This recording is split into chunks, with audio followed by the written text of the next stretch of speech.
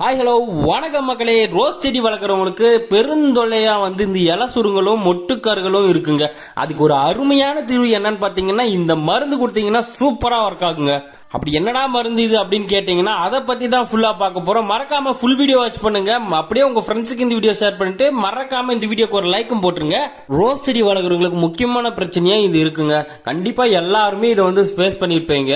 ஒன்னு 3 monthsல அதுவே ரெக்கவர் ஆகும். ஆர்எல்ஸ் நம்ம சீக்கிரம் கண்ட்ரோல் பண்ணணும் அப்படின்னா நம்ம ஒரு கெமிக்கல் ஸ்ப்ரே, மருந்து ஸ்ப்ரே கொடுத்தா போதுங்க. அது இன்செக்டிசைடு தான். அது எதனால வருதுன்னா, ஒரு குட்டி குட்டியா இருக்குங்க வால்பேன் அப்படின்ற ஒரு பூச்சினால. அதனாலதான் இலை சுருங்களும் மொட்டுக்கருகளும் ஏற்படுதுங்க. இன்னைக்கு கொஞ்சம் வெதர் கிளியரா இருக்கு அப்படின்றதுனாலதான் இந்த வீடியோ எடுத்து போட்டுட்டு இருந்தேன்.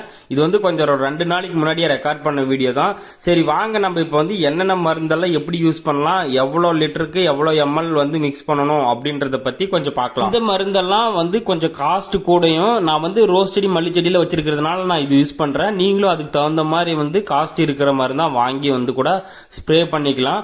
இதுக்கு மொத்தம் 2 மிக்சிங் கொடுத்தேன். ஃபர்ஸ்ட் இருக்கிறது செப்டேட்டு. இது பாத்தீங்கன்னா ஒரு இன்செக்டிசைடு தான். இது பவுடர் ஃபார்மேஷன்ல இருக்கும்.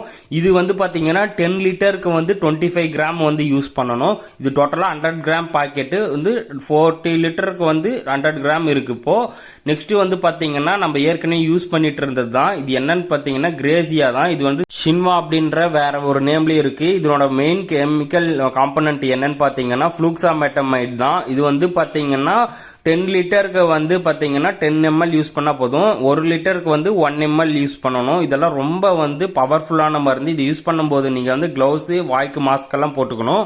நீங்க கிரேசியான்னு கேட்டு கிடைக்கலனாலும் ஃப்ளூக்ஸாமெட்டமைட் அப்படின்ற காம்பனன்ட் உள்ள வேதி மருந்து கொடுங்க அப்படின்னு கேளுங்க. அதே மாதிரி தான் ஏசெப்ட்னு கேட்டாங்கன்னா இது மோஸ்ட்லி எல்லா இடத்துலயும் கிடைக்கும். இது செப்டேட் எல்லாமே ஈஸியா கிடைக்கக்கூடியது தான்.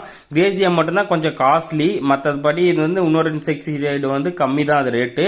நான் உங்களை இந்த மருந்து தான் யூஸ் பண்ணுங்க அப்படின்னு சொல்லிட்டு நான் உங்களுக்கு கம்பல் பண்ணல. இதை நான் யூஸ் பண்ணி எனக்கு ஓரளவுக்கு ரெக்கவர் ஆயிருக்கு அப்படின்றத நான் உங்களுக்கு ஷேர் பண்றேன்.